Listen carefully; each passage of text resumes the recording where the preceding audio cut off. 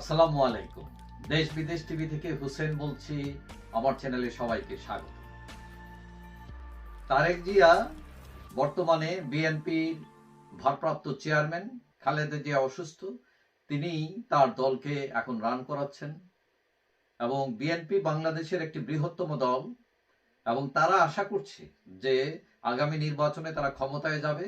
যেহেতু আওয়ামী লীগ নাই, সুতরাং ফাঁকা মাঠে গোল দেওয়ার এটি হচ্ছে বেস্ট চান্স।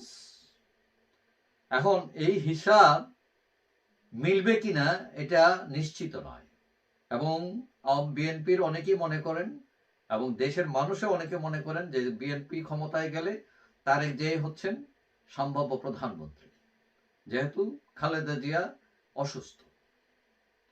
এখন তারেক জিয়া দীর্ঘদিন যাবৎ লন্ডনে থাকেন, তার মধ্যে রয়েছে ইমেজ সংকট। তার হাওয়া ভবন, খাম্বা, তারপরে একটা প্যারালাল সরকার তৈরি করা। তার মা যখন খালেদা জিয়া প্রধানমন্ত্রী ছিলেন, হ্যাঁ, তার নামে অভিযোগ আছে তিনি সব কাজে হস্তক্ষেপ করতেন এবং ১/১১ সময় কিছু সেনা কর্মকর্তাদের দ্বারা তিনি নির্যাতিত হন। এখন বিএনপি তারা ধরে নিচ্ছে যে তারেক জিয়াই প্রধানমন্ত্রী আগামীতে। এখন কথা হচ্ছে, তারেক জিয়া যেহেতু অতীতে বিতর্কিত, তবে বর্তমানে তিনি যেভাবে কথা বলছেন তাতে মনে হচ্ছে তিনি অনেকটাই পজিটিভ।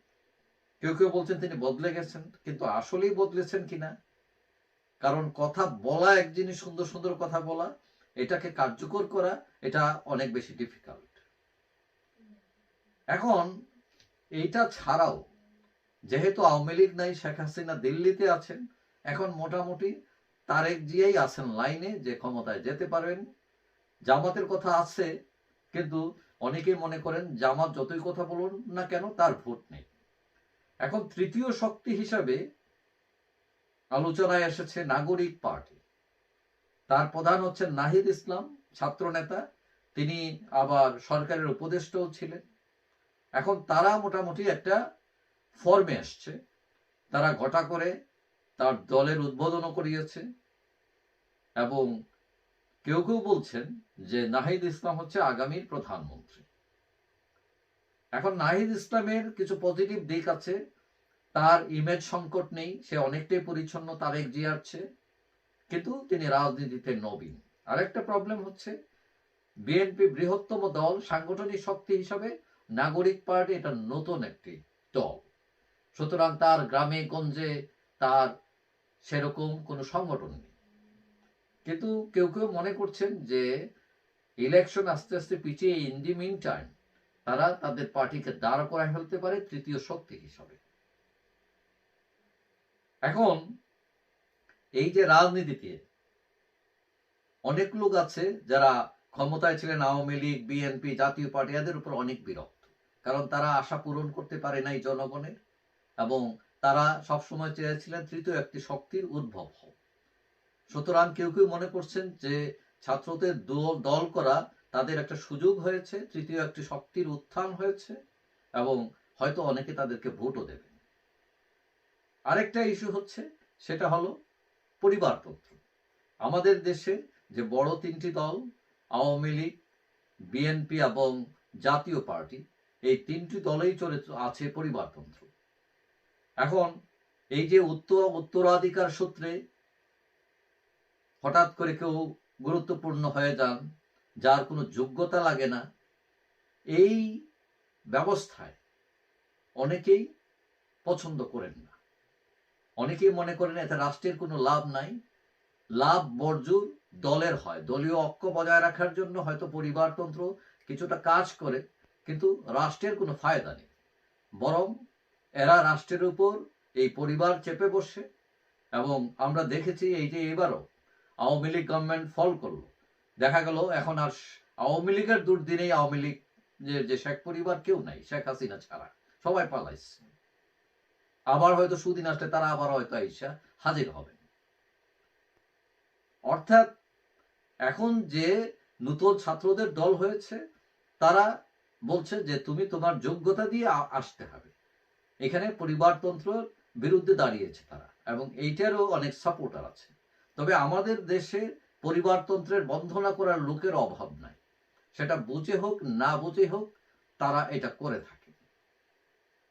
এখন এই অবস্থায় পরিবারতন্ত্র মোটামুটি ঝুঁকির মধ্যে পড়েছে, বিশেষ করে তারেক জিয়া। যেহেতু আওয়ামী লীগ মাঠে নেই এখন, সুতরাং সেকেন্ড কাউন্টে যেটা আসে সেটা হলো তারেক জিয়া অথবা খালেদা জিয়া। এখন এই দলেরও কেউ কেউ মনে করেন যে পরিবারতন্ত্র না থাকলেই ভালো, কিন্তু প্রকাশ্য হয়তো অনেকেই বলেন না যে তার অসুবিধা হতে পারে। সেই জন্য আওয়ামী লীগের একটি অংশ মনে করে যে পরিবারতন্ত্র দরকার নেই। এখন এই সুবিধা নিতে পারে এই যে ছাত্রদের তরুণ দল, যেটি নাগরিক পার্টি, এবং এই সুযোগ কাজে লাগিয়ে তারা হয়তো কিস্তি মাতও করতে পারে, এবং সেটা তারেক জিয়ার জন্য হুমকি হতে পারে, এবং তার যে প্রধানমন্ত্রী হওয়ার স্বপ্ন সেটা ভেঙে চুরে চুরমার হয়ে যেতে পারে। এখন আপনি বলতে পারেন এদের তো দল টল নাই, আপনি কোন হিসাবে এইসব বলতেছেন? শোনেন, এই যে শেখ হাসিনা সরকারকে উৎখাত করে ফেললো বিএনপি, এত সংগঠিত দল, জামাত ইসলাম, তারা পারল না, কিন্তু এই ছাত্ররা তারা কিভাবে এটাকে করে ফেললো, হাও। সুতরাং হিসাব আমরা যেভাবে মনে করি সেইভাবে সবসময় মেলে না। এবং তাদের আরেকটা পজিটিভ দিক হচ্ছে সরকারও তাদের সাপোর্টে আছে, সুতরাং সেই সুবিধাও তারা নিতে পারে। সুতরাং গণেশ যে কোনো সময় উল্টে যেতে পারে। এবং কেউ কেউ মনে করছেন যে তারেক জিয়ার যেহেতু বিতর্কিত তিনি, তার চেয়ে বরং নাহিদ ইসলাম ব্যাটার হবেন, কারণ তার ইমেজ সংকট নেই। অর্থাৎ নতুনদের একটা সুযোগ দেয়া, তারা তো ভালো করতেই পারে, তারা পরীক্ষিত নয়। কারণ যারা পরীক্ষিত, যারা দুর্নীতি করেছেন, অতীতে চ্যাম্পিয়ন হয়েছেন, হ্যাঁ, তাদেরকে আবার সুযোগ দিতে নারাজ হতে পারেন কিছু মানুষ আমাদের দেশে, এবং এটাকে কাজে লাগাতে পারে নতুন দল। যাই হোক, রাজনীতিতে শেষ কথা বলে কিছু নেই, এটা হচ্ছে সম্ভাবনার কথা, হতে পারে নাও হতে পারে। যাই হোক, সবাই ভালো থাকবেন, আশা করি দেখা হবে অন্য কোনো ভিডিওতে ইনশাআল্লাহ। আল্লাহ।